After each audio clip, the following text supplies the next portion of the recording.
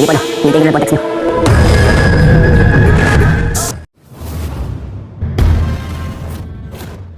Pagkatapos nga tawagan itong si Lucia, itong si Aurora, ay bumalik sa isipan itong si Aurora ang mga nakaraan ng pagmamalupit ng kanyang ama dito kay Aurora, na kung saan ay nagpahanda ng ticket itong si Don Ignacio Guillermo para makaalis ng bansa itong si Aurora at maiwanan itong si Oscar Hidalgo. Sa kabilang banda naman, habang patuloy pa rin ang panunuluyan itong si Cardo Dalisay dito sa tinitirhan itong si Armando, ay doon na rin nagsimula na magpahanda ng pagkain itong si Armando para makakain itong si Cardo Dalisay, at nagpahanda rin ito ng mga damit para may masusuot itong si Cardo. At sa pagkakataon niyang yun, nang umupo na nga itong si Cardo Dalisay sa pagkainan, ay doon na sila nagsimula na mag-usap-usap at sinabi nitong si Armando dito kay Cardo Dalisay na ano na ang mga susunod na plano nito. At doon na rin sa pagkakataong yun ay sinabi nitong si Cardo na nakakahiyaman sabihin dito kay Armando, pero kailangan nila ng papagtaguan, at doon na rin nagpresenta etong si Armando na doon muna manuluyan itong si Cardo Dalisay.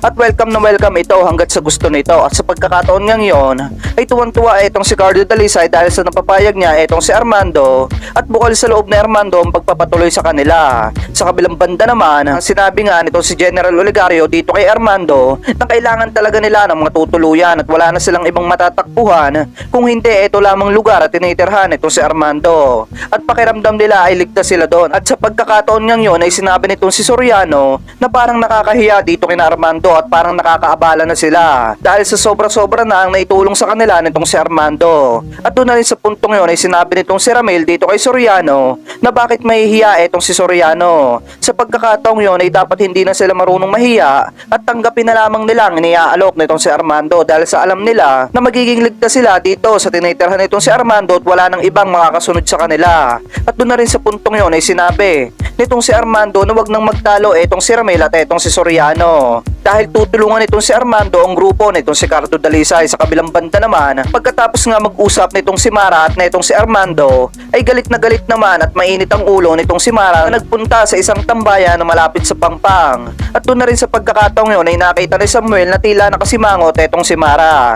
Kaya naman lumapit itong si Samuel dito kay Mara at sinabi nitong si Samuel na bakit nakasimangot ang mukha nitong si Mara. At sa pagkakataon niyang yon ay sinabi nitong si Mara na alam na ni Samuel ang dahilan niya bakit nagtitiwala pa kasi itong si Armando dito kina Cardo Dalisay, dahil sa malakas ang kutob ni Mara na tatraido rin lang nitong si Cardo itong si Armando. At sa pagkakataon niyang yon ay sinabi nitong si Samuel na ganun din ang nasa isip niya.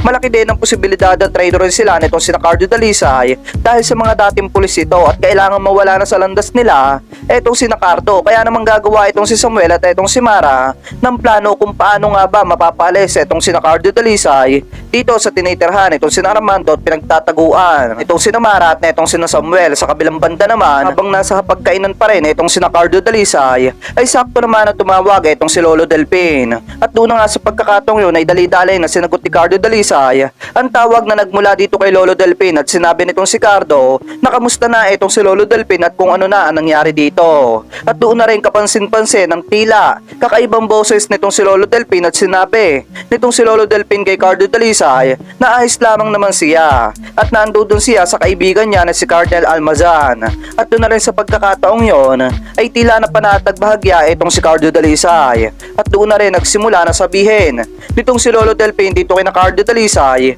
na kung pwedeng magtago na lamang itong si Cardo Dalisay kung nasa saan nandoon itong si Lolo Delpin. At doon na rin sa pagkakataong yon ay sinabi nitong si Cardo na bukas ng umaga ay makikipagkita itong si Cardo dito kay Lolo Delpin, at inirerespeto nitong si Cardo Dalisay ang desisyon nitong si Lolo Delpin na kung saan sila magtatago at kung saan sila ligtas. At doon na rin sa puntong yung pagkababangan itong si Lolo Delpin ng telepono at netong si Cardo Dalisay ay kahindik-hindik pala ang sinapit itong si Lolo Delpin, at walang kaalam-alam etong si Cardo at ang task force Agila na ito palang si Lolo Delpin ay binubugbog na pala ng mga kalalakihan na nakadakip dito at mga hindi kilala. At doon na rin sa pagkakataong yon ay malakas ang kutob nitong si Lolo Delpin na ito ay mga tauhan nitong si Lito Balmorya o kaya nitong si Renato Hipolito. At doon na rin sa pagkakataong yon ay mangiyak-ngiyak itong si Lolo Delpin dahil hindi niya masikmura na ipapahamak niya ang kanyang apo na si Cardo Dalisay dahil sa alam niya na panganib at pinasunod niya etong si Cardo kung saan nandudun siya.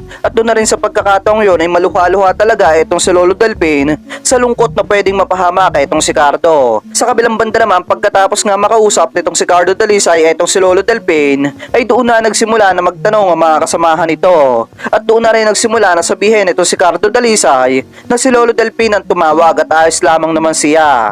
At pinasusunod sila nitong si Lolo Delpin kung saan nagtatago ito. At doon na rin sa pagkakataong yon ay umalma etong si James at sinabi nitong si James dito kay Cardo na mukhang delikado kung susunod sila doon sa pinagtataguan nitong si Lolo Delpin dahil baka mahuli sila ng mga kapulisan at kapag umalis pa sila dito sa lugar nitong si Armando. At doon na rin sa pagkakataong yon ay sinabi nito si Armando dito kay Cardo Dalisay na mukhang delikado nga kapag umalis pa etong si Cardo at baka mapahamak lamang ito at wala nang bala etong si Cardo. At doon na rin sa pagkakataong yon ay sinabi pa nitong si Armando na manuluyan na lamang sa kanya etong si Cardo. At doon na rin sa sinabing yun ni Armando ay sumagot etong si Cardo Dalisay at sinabi nitong si Cardo Dalisay na nahihiya na siya dito kay Armando at napakalaki na ng naitulong nitong si Armando dito kay Cardo. Ngunit kailangan niyang irespeto ang desisyon ng kanyang Lolo Delpin dahil ito ang nakakatanda sa kanilang grupo. At doon na rin sa puntong yun ay walang nagawa itong si Armando kung hindi ang sabihin dito kay Cardo Dalisay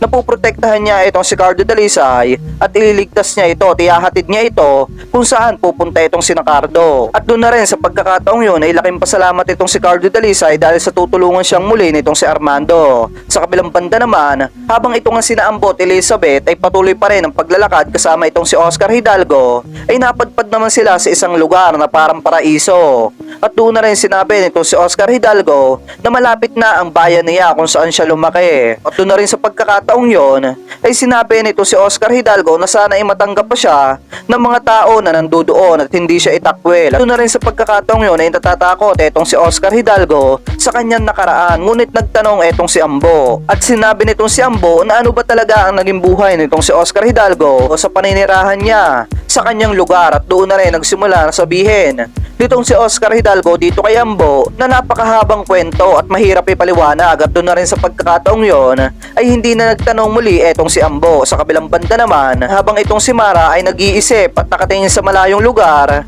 ay iniisip naman ito ang buhay na muling mararanasan nila kung saan ay tahimik at hindi na nila kailangan pumatay ng ibang tao para lamang mabuhay. At sa pagkakataon ng yon, habang nakatingin siya sa malayo ay napatingin siya dito kay Cardo Dalisay. At doon na rin nasabi ni Mara na sino ba talaga itong si Cardo Dalisay, bakit ba pumasok ito sa buhay nila. At doon na rin napaisip itong si Mara sa misteryosong pagkatao nitong si Cardo. Sa inyong palagay, mga tauhan kaya ni Lito Balmorya ang nakahuli dito kay Lolo Delpin? Mapapasabak bang muli itong si Armando at itong si Cardo sa panibagong bakbakan dito sa Norte? Well, yan yung kapanapanabik na dapat nating antabayanan sa ang probinsyano. At kung ikaw ay may komento at gustong sabihin sa video na ito, ay maaaring i-comment nyo na lamang po sa ating comment section. At huwag nyo na rin po kalimutang mag-like, share, and mag-subscribe.